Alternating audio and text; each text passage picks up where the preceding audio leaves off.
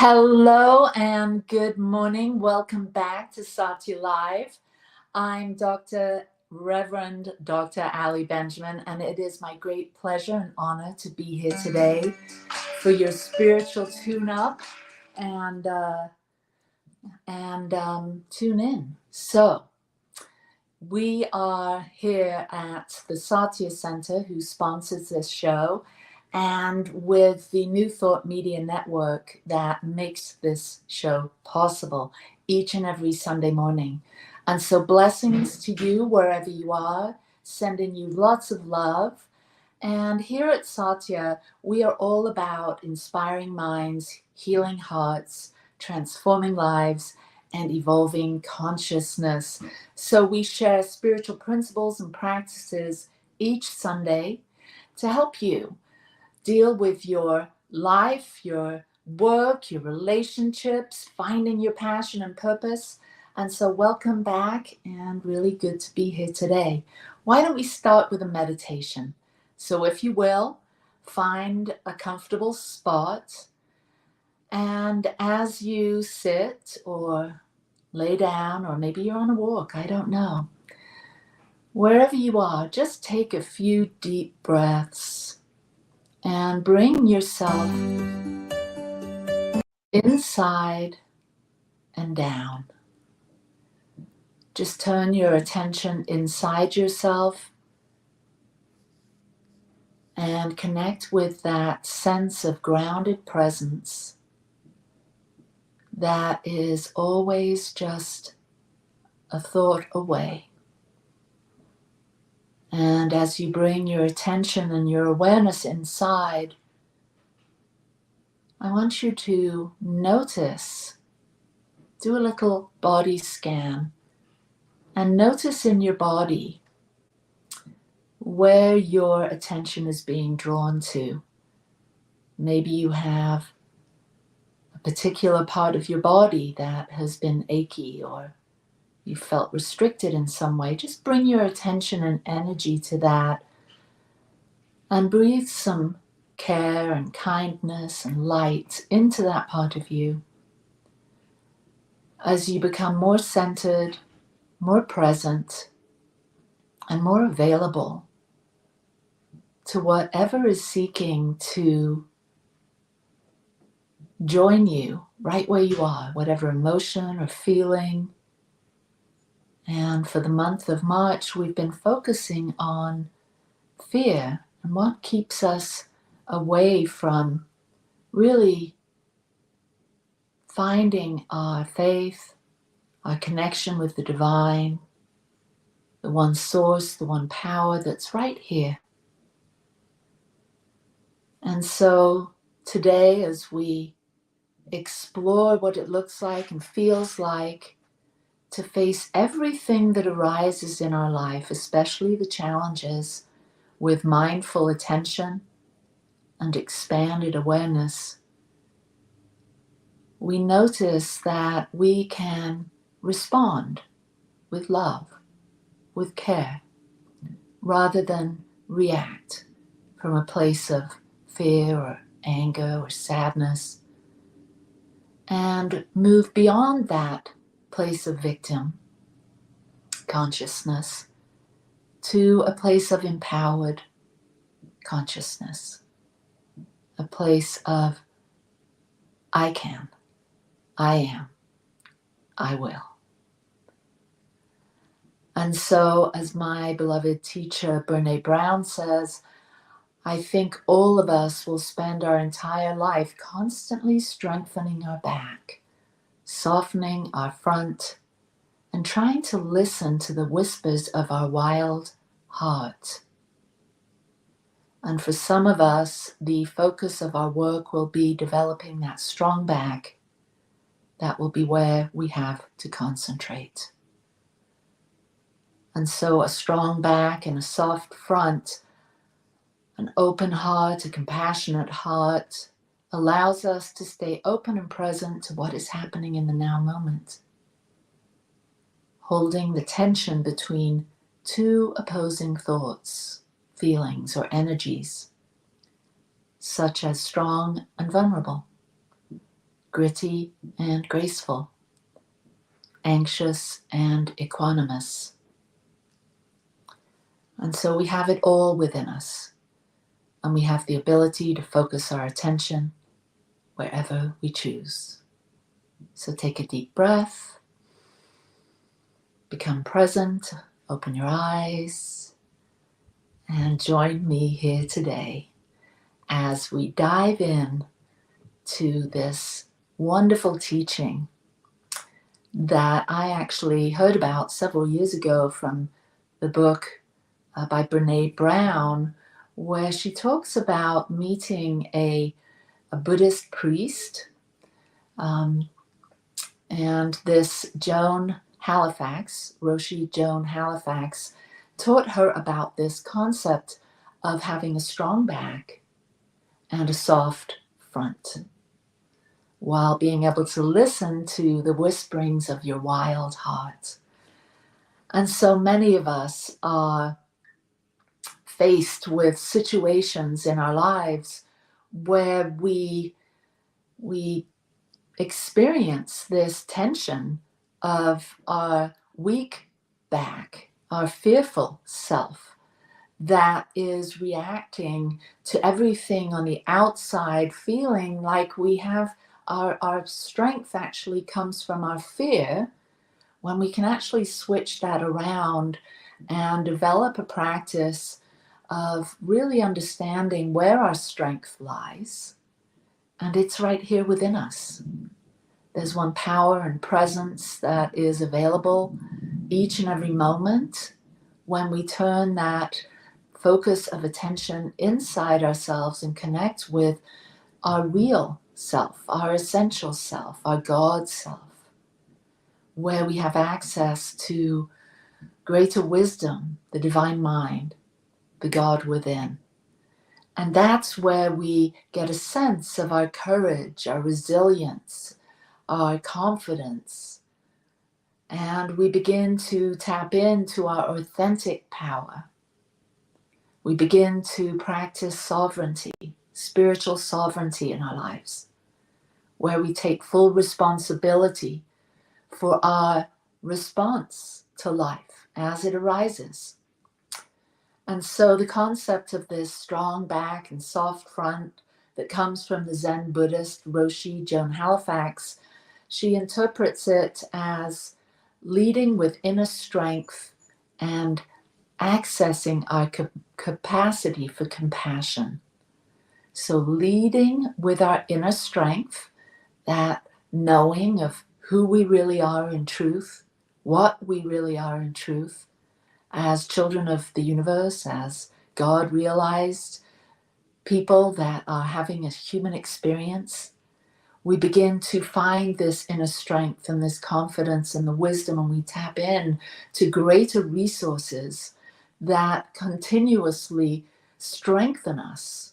And so we have this strong identity in our power and our presence, in our God realized, our Christ consciousness, and we feel that. We show up on the stage of life with this awareness. And this gives us the ability to face whatever arises. Because as we know, everything in the phenomenal world comes and goes. And so as we tap into our spiritual strength, we know that we have the power, we have the strength, we have the ability, the wisdom to handle everything that arises. And Joan Halifax says this: often our so-called strength comes from fear, not love. Instead of having a strong back, many of us have a defended front, shielding a weak spine. We walk around brittle and defensive, trying to conceal our lack of confidence. If we strengthen our back and develop a spine that is flexible but sturdy, then we can risk having a front that is soft and open. How can we give and accept care with a strong back, soft front, compassion, moving past fear into a place of genuine tenderness? I believe it comes about when we can be truly transparent seeing the world clearly and letting the world see into us. And so that's the easy, or is it simple but not easy? It's showing up on the stage of life, being vulnerable and tender. And so many of us sort of protect ourselves, and we show up with a sort of a defensiveness. Or maybe we give in to some of our unhealthy tendencies, like people pleasing or seeking approval. And so with these behaviors, these blind spots maybe, we then weaken that strength, that internal core strength of who we really are, by succumbing to the outer world. Well, if I please this person, or if I show up as the person that's the go-to all the time, then I'll get the approval, I'll get the accolades, and then somehow that will boost me and strengthen my ego. And whilst that might be true temporarily, we really have to develop this inner confidence about who we really are and be in alignment with what really matters. And that takes us being vulnerable. It takes us being able to say yes when we mean yes, and no when we mean no, and having boundaries. And that's not always easy because of our childhoods, because of our upbringing, because of the trauma that maybe happened in our lives, or just what happened in general, our birth order. Lots of things can play into the persona or the personality that we've created, that maybe is a worrier or a people pleaser, or whatever it is that you find yourself slipping into, that becomes this unrealistic way of getting our needs met, when we do it the other way around, when we go inside first and realize this one source that is available to us, that is our strength and our love and our compassion and our creativity. And that source is God within us. And when we realize that and allow it to strengthen our back, we can do it with meditation, with prayer. There's so many ways to do this inner work, to connect with our source, inner engineering, where we start to realize, we look at whatever's inside us, our fearful thoughts, our unhappy emotions, our frustrations, and we stare them in the face. And we do a little sort of reverse inquiry, and we go within and we maybe ask ourselves, I can tolerate not being liked by this person. And just feel what arises. I can tolerate not always being the go-to person and getting approval from this person. And just feel what arises, and notice there's some fear in there about not being that person. And we slowly but surely, as we do this inner work, we begin to see it's not so scary to say no, or it's not so scary to have boundaries in place, that it's actually, we're more authentic, we're more genuine, we're more honest, we're more vulnerable when we can say no, when we can practice our boundaries. And this way people know who we are and connect with the real us. And this is what sovereignty, spiritual sovereignty, conscious living wide awake is all about. It's having the strength of knowing who we really are in truth, with an open front and open heart, being willing to share when things are uncomfortable for us, or when we've been triggered, and we're willing to share our concerns, our anger, our uncertainty with those that we trust. And we're really willing to give ourselves a break and extend ourselves some kindness. Brené Brown says, a strong back, soft front requires that we discover our own wilderness by cultivating the strength and determination and risk necessary to truly live from our wild heart rather than our weary hurt. Isn't that interesting? To live from our wild heart rather than our weary hurt. And it can be very weary to constantly be filled with this weight of our burdens, that weary heart of, this didn't happen the way I wish it had. That person betrayed me. Whatever the stories that we have running that cause us to slip down below the line into that victim place where it does feel heavy, it does feel weary making. And we start to rise up into that place of feeling more empowered, feeling the strength, that internal strength that comes from doing our spiritual practice, from practicing mindfulness, from being present in the now moment, from establishing our boundaries, learning to set and hold, respect our boundaries and the boundaries of others. The challenge is letting go of being liked and the fear of disappointing people. But we have to face that and rise up because we want to be honest. We want to be transparent. We want to show up as our most authentic self. Strong back, soft front, wild heart. So we learn how to be reliable in our life, to show up constantly and to say what we mean. And that way people build trust with us rather than saying what we think people want to hear us say. The challenge is not over committing and over promising to please others or to prove ourselves.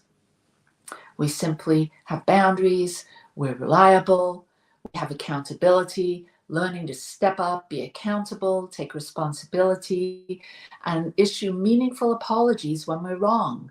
Now, many people find that really scary to say sorry, but try it. Start by forgiving yourself. Apologize for yourself.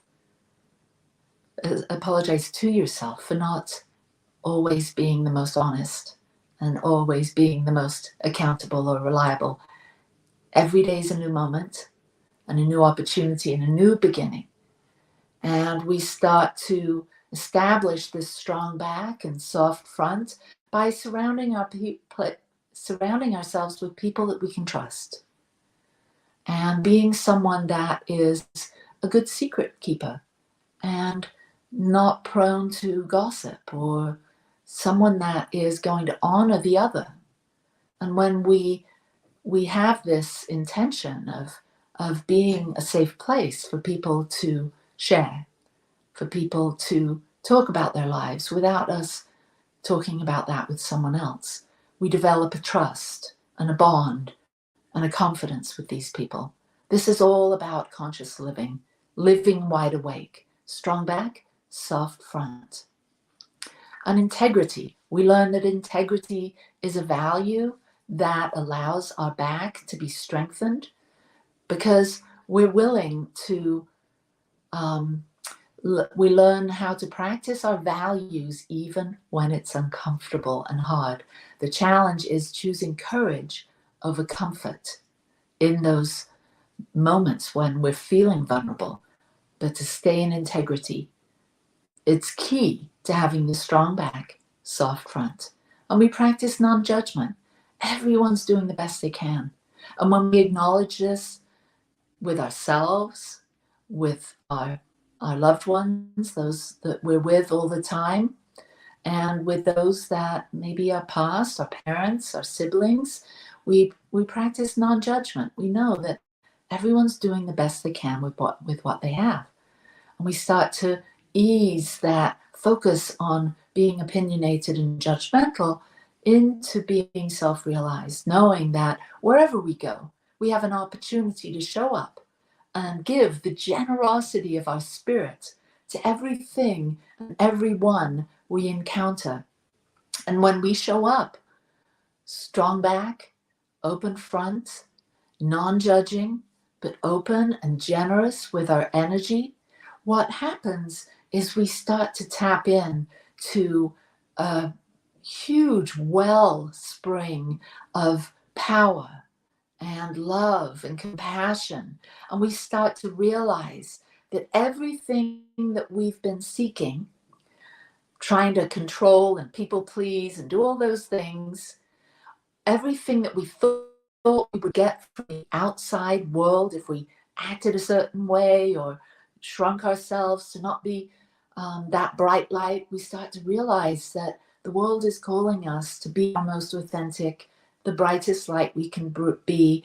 And we have the awareness that when we can practice these simple principles, these simple ways of having boundaries, of accountability, being a safe and place to share with, integrity, non-judgment, and generosity, we have this huge treasure trove of resources available to us so that whatever we do, our work, our relationships, our hobbies, we bring that sense of authenticity and courage and light into the world in such a powerful and passionate way that people absolutely connect with us.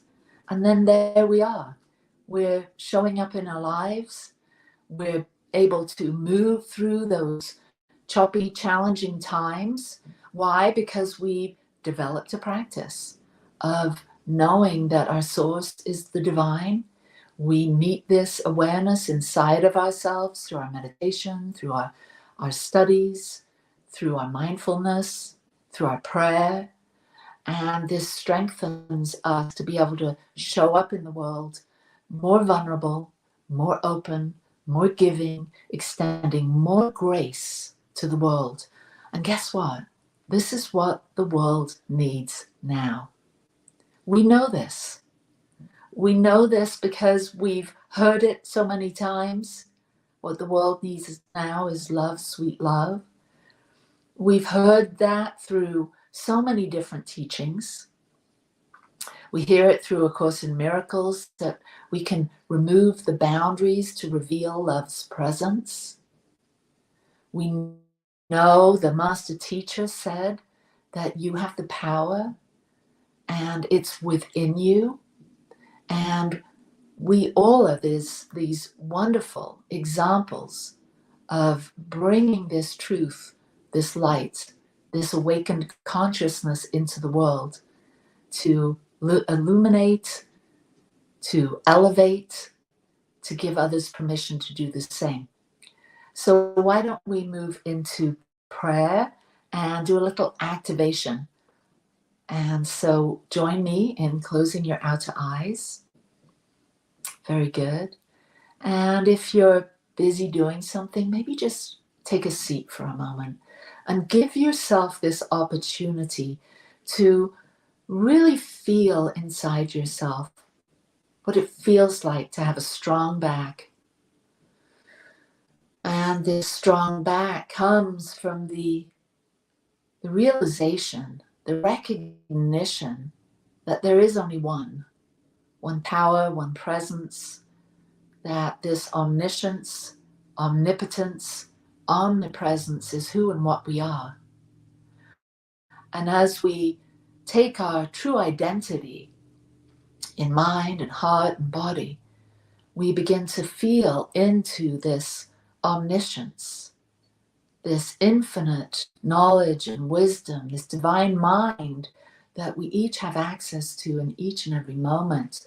And we begin to loosen the boundaries between our mind and God's mind, and we begin to become available, become open to the truth that sets us free. And we begin to open our hearts and feel this expansion of unconditional love and acceptance, this omnipotence, the power of love that courses through us when we're awake to who we truly are. And then we start to feel our omnipresence, that yes, we are here individually individualized in this human body, having this experience, but we're part of this interrelated, interdependent, interconnected wholeness of being, the one life that is present all around us. And when we fully accept this, who we truly are in truth, one as the one with the one, then we settle in with this strength, this inner strength and fortitude that comes from this awareness of who we are and where we came from, and how we are here on this planet to serve and be a channel for blessings. And we begin to realize that we can link up our thoughts, our words, our actions, and become a powerful co-creator with the divine. So I speak this prayer, and I speak in the first person, and if you align with these words, may they be yours. I am strong and powerful and present.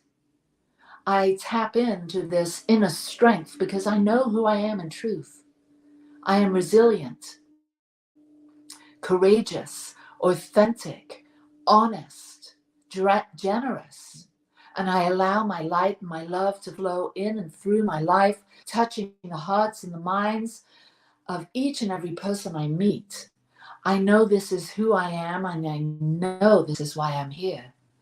I allow the abundant flow of the universe to flow through me. I am prospered as each and every person that I encounter is, and prospered by the abundant flow of wisdom, intelligence, love, kindness, creativity that all of us have at our deepest sense of self. And we allow this to come out. Just feel it now. Allow this abundant flow of goodness, of love, of generosity, of kindness, of grace flowing through us now. And feel it animating you. Feel alive. Feel your fingers and your toes. Feel the top of your head. Feel your aura expanding as you start to create new neural pathways, knowing that this strength, this inner strength, gives you the opportunity to face everything that arises with a genuine sense of awakened presence, knowing that it all is unfolding for our best and highest good, and that we have access to this now and always. Feel it, give thanks for it. Thank you, Spirit of Life, for this moment, for this prayer, and release it, let it go, and know and trust that it is done. It is so, and so it is. Peace and blessings to you, my friend. I'll see you next Sunday. We'll be broadcasting from Cabo San Lucas in Mexico. I love you. If you want to support us, you can go to our website at satyalive.org and make a donation there. But most importantly, you support us by showing up. And I see you, I hear you, and I love you. Mwah. Peace and blessings. Namaste.